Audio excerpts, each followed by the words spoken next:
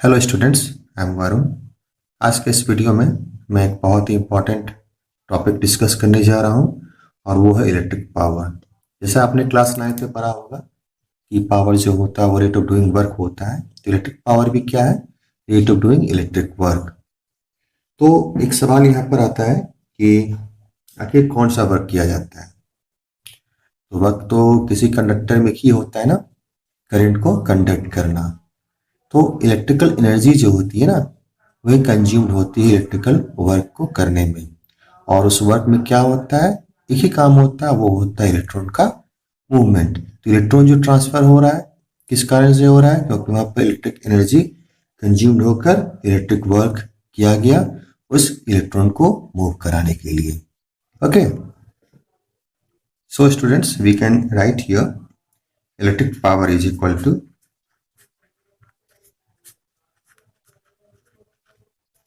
Electric work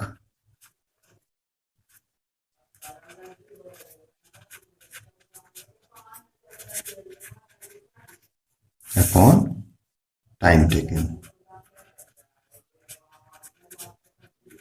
okay, मैं power को P से डिनोट करता हूं और वर्क डन जो होता है डब्ल्यू होता है, टाइम टेकन हमारा टी हो जाए। That means P is equal to W upon T.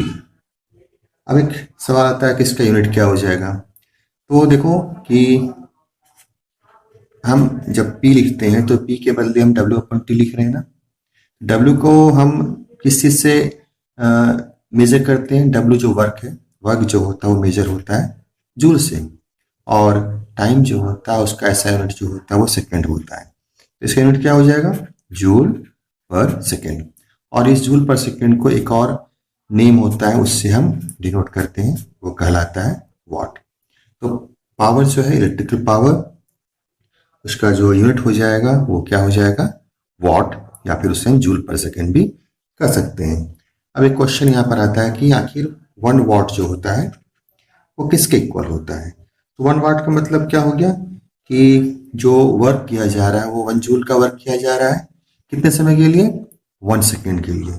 तो 1 वाट का जो पावर है वो हो जाएगा rate of doing 1 joule work per second. तो 1 watt is equal to 1 joule upon 1 second. That means क्या हुआ कि 1 जूल का वर्क किया गया 1 सेकेंड में, तो इसे हम क्या कहेंगे?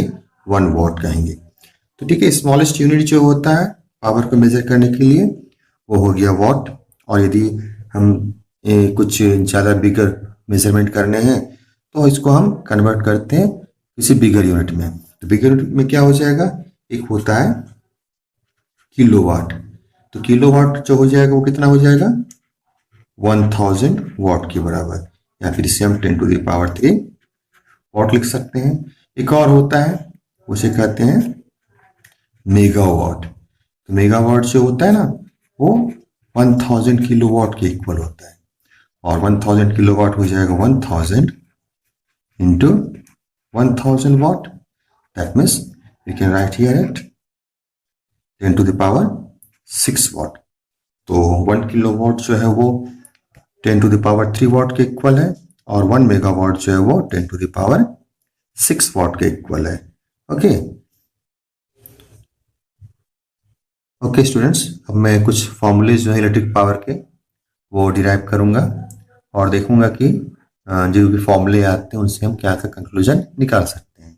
तो जैसा कि हमें पता है कि P is equal to W upon T होता है। दैट मीन्स पावर जो है वो रेट ऑफ डूइंग वर्क है। इसी फॉर्मूला से हम लोग बाकी सारे फॉर्मूला को डिराइव करेंगे। तो हमारे पास कुछ फॉर्मूला जो है वो पहले से डिराइव्ड है। जैसे कि हम लोग जानते हैं, वी नो दैट। तो फर्स्ट हमारा था, इसमें हमने पोटेंशियल डिफरेंस को फाइंड आउट किया था। वो था हमारा V is equal to W upon Q. ठीक है। सेकेंड हमारा था I is equal to Q upon T. और थर्ड जो था वो ओम्स लॉ था, V is equal to I into R. अब ये जो तीनों जो फॉर्मूले हैं जो हमें पहले से पता है, इनका इस्तेमाल करके हम कुछ डिराइव्ड फॉर्मूला जो होगा इलेक्ट्रिक पावर का वो फाइंड आउट करेंगे। तो देखो, सबसे पहले हम इस W को रिप्लेस करते हैं V से। तो ये जो फर्स्ट फॉर्मूला है इससे हम मालूम कर सकते हैं कि W जो हो जाएगा वो हमारा हो जाएगा V इंटू क्यू। ओके, और जो सेकंड हमारा I का इलेक्ट्रिक करंट का जो फॉर्मूला है उससे हम निकाल सकते हैं कि Q जो होता है वो I इंटू टी होता है। तो इन दोनों का इस्तेमाल हम इस फॉर्मूला में करते हैं। तो हमारे पास क्या हो गया, P is equal to W के बदले we can write here V into Q. T तो पहले से ही हमारे पास है। अब क्या करना होगा, इस Q को हम I और T से रिप्लेस कर देते हैं। V into I into T upon T। तो देखो यहाँ पर T और T कैंसिल हो गया, तो हमारे पास क्या आ गया, P is equal to V into I। ये जो है फर्स्ट रिलेशनशिप है पावर का with potential difference and electric current. तो इस फॉर्मूला से भी जो 1 वाट होता है ना, उसका एक अलग डेफिनेशन जो होता है वो हमें प्राप्त होता है। कैसे, तो यहाँ पर यदि हम 1 वाट लिखते हैं वो हो जाएगा हमारा 1 volt into 1 ampere. That means 1 watt is equal to 1 VA। तो हम बोल सकते हैं कि 1 वाट जो होता है वो इलेक्ट्रिक पावर जो होता है वो कंज्यूम्ड है किसी इलेक्ट्रिकल डिवाइस का जब उसको ऑपरेट किया जाता है किसी पोटेंशियल डिफरेंस 1 वोल्ट में, और वहाँ पर जो करंट जो है वो फ्लो हो रहा है कितना, 1 एम्पियर का। मतलब 1 वोल्ट का पोटेंशियल डिफरेंस है और यदि 1 एम्पियर करंट फ्लो हो रहा है तो वहाँ पर जो इलेक्ट्रिक पावर जो कंज्यूम्ड हो रहा है वो कितना है, 1 वाट के बराबर है। अब मैं सेकंड फॉर्मूला जो है पावर का वो डिराइव करूंगा। ओके, वी गेट, तो अभी हमें क्या मालूम हुआ कि P is equal to V into I होता है। अब देखो V और I को हम सब्स्टिट्यूट कर सकते हैं इस फॉर्मूला से, V is equal to I R. यदि V को हम सब्स्टिट्यूट करेंगे तो I इंटू आर लिखना पड़ेगा, और यदि I को सब्स्टिट्यूट करेंगे तो V अपॉन आर लिखना पड़ेगा। सबसे पहले मैं V को ही रिप्लेस करता हूं, तो हमारे पास हो गया P is equal to I into R into I. ये I इंटू आर कैसे आया, इस फॉर्मूला से, ये जो ओम्स लॉ है ना, V is equal to I R, तो हमने यहाँ पर क्या किया, V के बदले I इंटू आर लिख दिया। उसके अलावा I जो था हमारे पास पहले से था, तो हमारे पास आ जाता है P is equal to I square into R. तो ये हमारा हो गया second formula to get power. यदि किसी क्वेश्चन में करंट दिया हुआ रहेगा और रेजिस्टेंस दिया हुआ रहेगा तो इस फॉर्मूला का इस्तेमाल करके हम लोग इलेक्ट्रिक पावर को फाइंड आउट कर सकते हैं। अब इसी में यदि हम V को रिप्लेस न करके I को रिप्लेस करें तो हमारे पास क्या हो जाएगा, so we have P is equal to V into I. तो हम क्या कर देंगे, जो I है उसको रिप्लेस करेंगे। देखो यहाँ पर V is equal to I R है, तो I क्या हो जाएगा, V अपॉन आर, तो V रहने देना है और I के बदले लिखना है हमें V अपॉन आर। तो क्या हो गया, P is equal to V square upon R. तो ये हमारा हो गया थर्ड रिलेशनशिप पावर को फाइंड आउट करने के लिए। यदि किसी क्वेश्चन में पोटेंशियल डिफरेंस दिया हुआ रहे और रेजिस्टेंस दिया हुआ रहे तो इस फॉर्मूले का इस्तेमाल करके हम लोग पावर को निकाल सकते हैं। तो हमें 3 फॉर्मूला प्राप्त हुआ ना। फर्स्ट हमारा था P is equal to V into I, मतलब यदि पोटेंशियल डिफरेंस और करंट मालूम रहेगा इस फॉर्मूला का इस्तेमाल करेंगे। सेकेंड हमारे पास क्या फॉर्मूला आया, आई स्क्वायर इंटू आर, मतलब पावर जो है आई स्क्वायर इंटू आर के इक्वल है। तो यदि हमें क्वेश्चन में आई और आर मालूम रहेगा तो इस फॉर्मूला इस्तेमाल करेंगे। और थर्ड जो रिलेशनशिप था वो था हमारा P is equal to V square upon R. तो तीनों फॉर्मूले का हम अकॉर्डिंग टू क्वेश्चन जो होगा, जो भी न्यूमेरिकल में दिया हुआ रहेगा उसके अनुसार इस्तेमाल करके उसको सॉल्व कर सकते हैं। ओके स्टूडेंट्स, अब मैं एक न्यूमेरिकल लेता हूँ। ये बहुत ही इंपॉर्टेंट न्यूमेरिकल है जो एनसीईआरटी के बुक से लिया गया है। इसमें एक बल्ब है जिसकी रेटिंग दे रखी है 220 वोल्ट एंड 100 वॉट। आपको मालूम करना है कि वो कितना पावर जनरेट करेगा जब उसको ऑपरेट किया जाता है 110 वोल्ट पर। तो ऐसे क्वेश्चन में ये ध्यान रखना होगा कि जो रेसिस्टेंस है, ठीक है, रेसिस्टेंस जो होगा वो ऑलवेज कांस्टेंट होगा।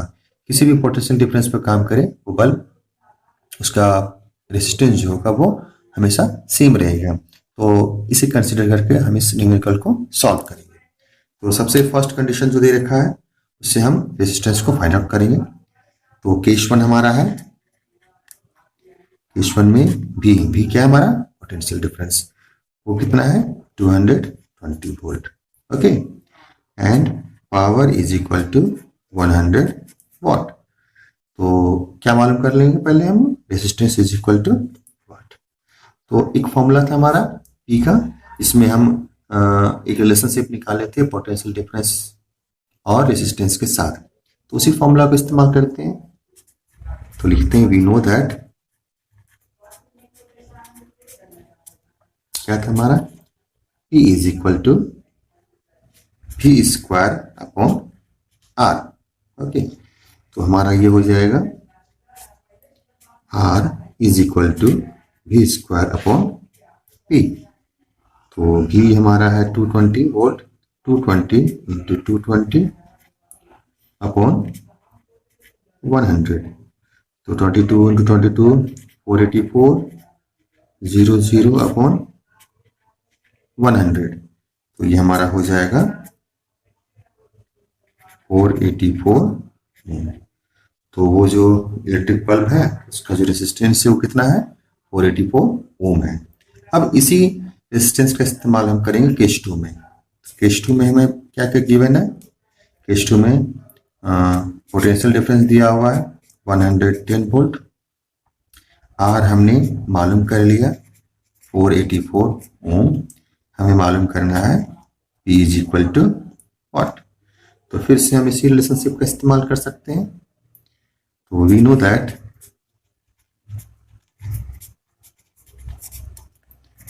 P is equal to V square upon R। तो P निकालना है तो V स्क्वायर हमारा हो जाएगा 110 इंटू 110 और रेजिस्टेंस हमारा है 484। तो 11 इंटू 11 121, 00 अपॉन 484। देखो ये जो है 181 से 4 टाइम्स में कट जाता है। ये 100 हो गया, ये 4 हो गया, 4 से ये 25 टाइम्स में। तो हमारा क्या आ गया, देखो पावर इज इक्वल टू क्या हो जाएगा हमारा 25 वॉट। दैट मीन्स क्या हुआ, यदि उसी बल्ब को हम 110 वोल्ट पर ऑपरेट करें तो वो जो पावर जनरेट करेगा वो कितना हो जाएगा 25 वॉट के बराबर। So friends, that's all for today. I hope आपको ये टॉपिक समझ में आया होगा। Thanks for watching.